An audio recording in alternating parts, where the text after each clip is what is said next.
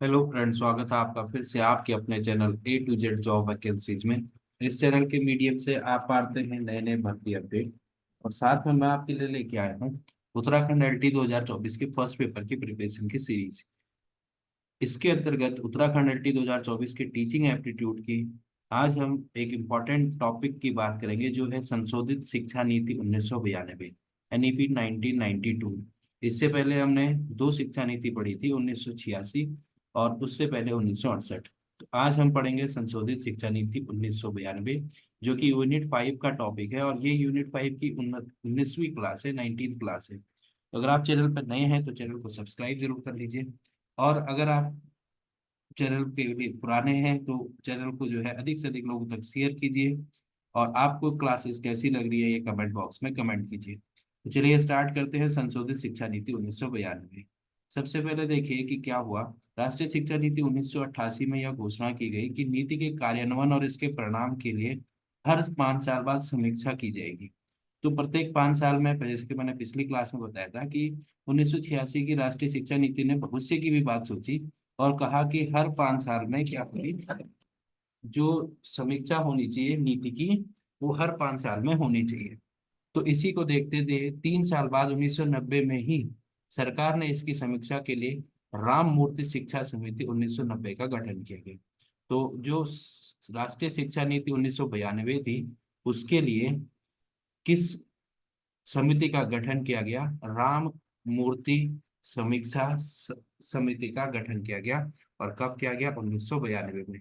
संशोधित राष्ट्रीय शिक्षा नीति आई कब? 1992 में। लेकिन जो राम मूर्ति समीक्षा समिति का गठन किया गया वो 1990 में कर दिया गया था। 1992 में इस सरकार ने इस नीति के कार्यान्वयन और परिणामों की समीक्षा के लिए जनार्दन रेड्डी समिति 1992 का गठन किया। तो लास्ट में जब 1992 की बात हम करें, तो जो संशोधित राष्ट्रीय शिक्षा नीति है 1992, इसके नीति के कार्यान्वयन और परिणामों की समीक्षा के लिए किस समिति का गठन किया गया? जनार्दन रेड्डी समिति 1992 का गठन किया गया। अब दोनों समितियों की रिपोर्ट के आधार पर सरकार ने 1992 में ही राष्ट्रीय शिक्षा नीति 1986 में कुछ संशोधन किए और इसे संशोधित राष्ट्रीय शिक्षा नीति 1996 के नाम से प्रकाशित किया। तो हुआ क्या कि जो राष्ट्रीय शिक्षा नीति 1986 थी उनमें ही संशोधन किया गया।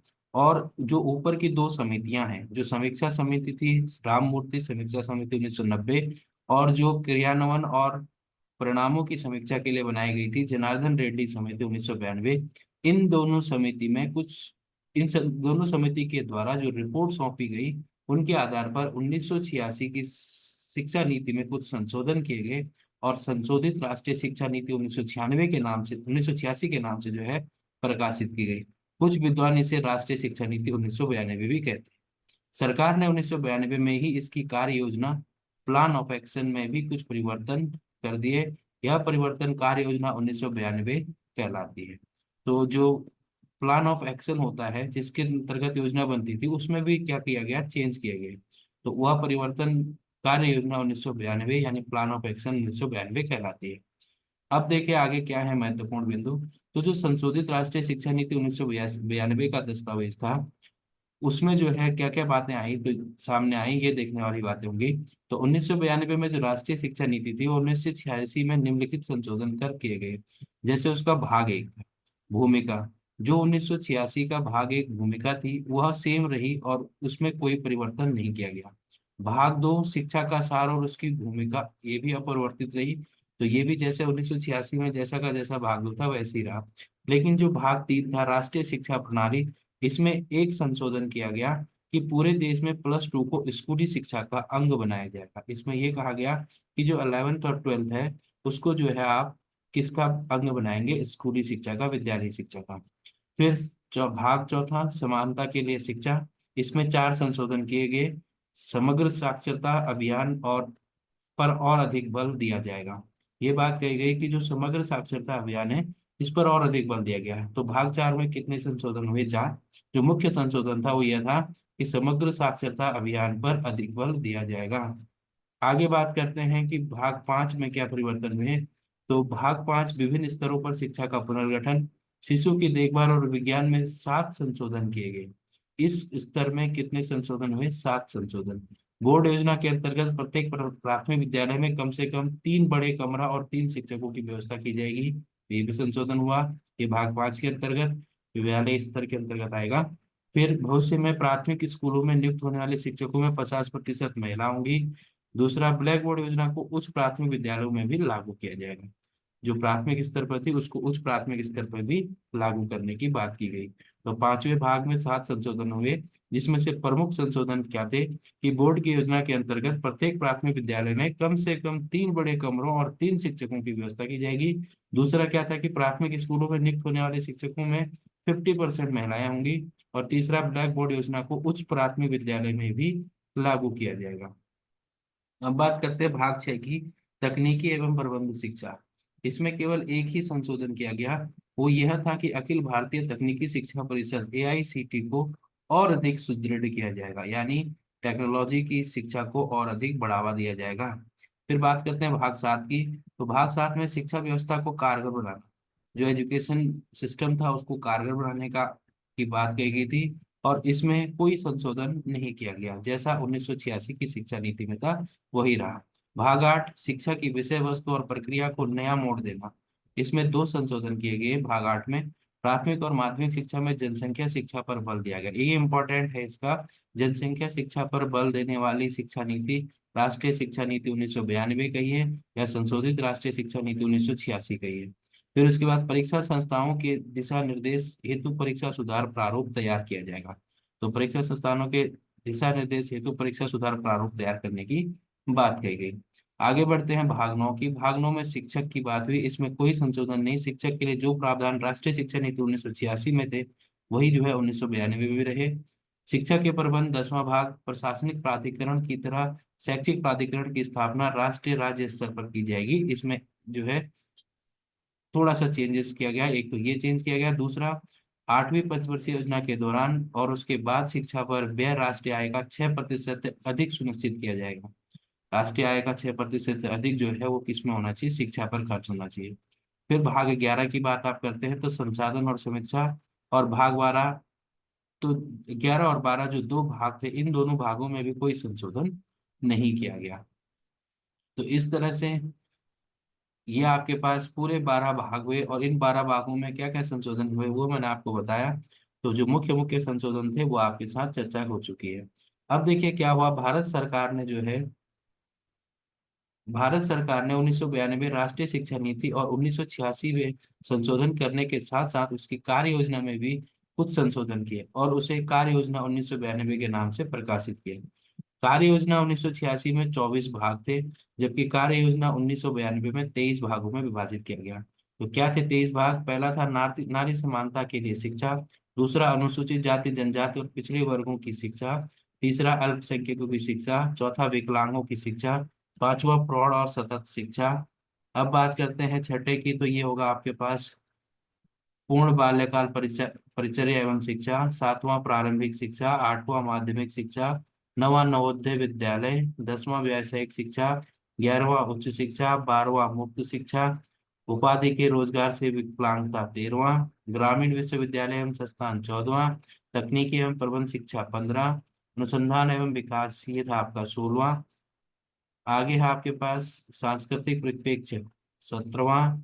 फिर आपके पास भाषाओं का विकास 18वां। जनसंचार और शिक्षा तकनीकी 19।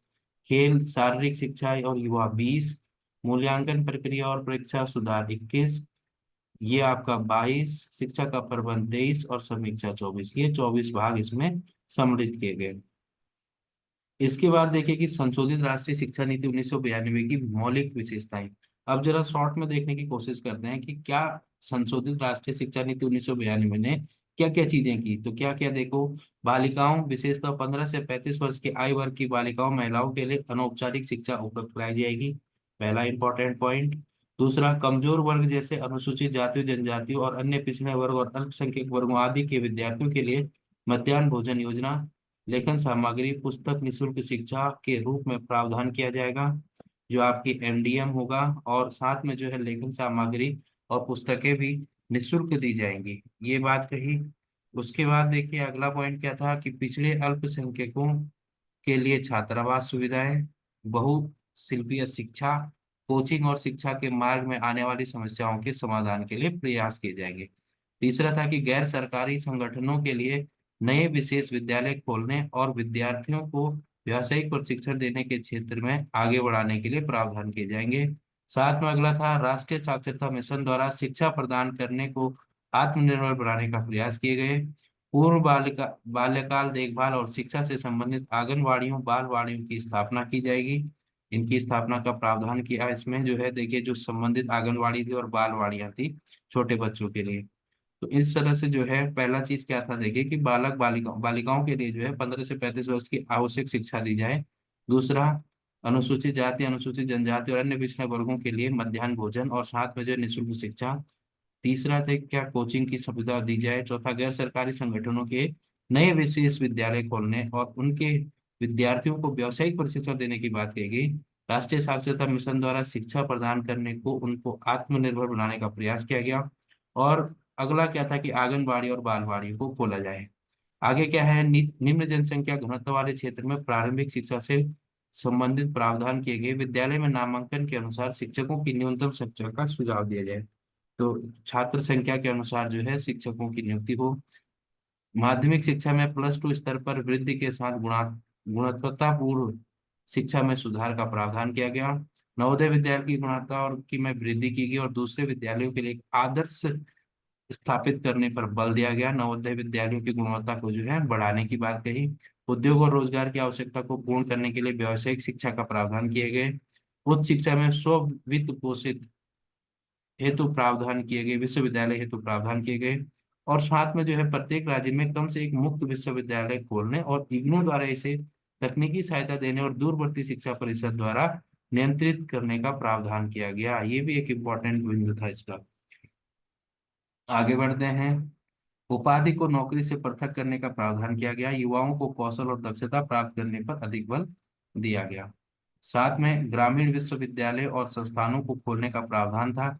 गैर सरकारी संगठन और सरकारी संस्थानों को तकनीकी और वित्तीय सहायता देने का सुझाव किया गया। यानी कि जो गैर सरकारी संगठन होंगे और जो तकनीकी संगठन होंगे उनको वित्तीय सहायता दी जाएगी, क्योंकि उस समय जो है जो टेक्निकल एजुकेशन है उसको बढ़ावा देना था।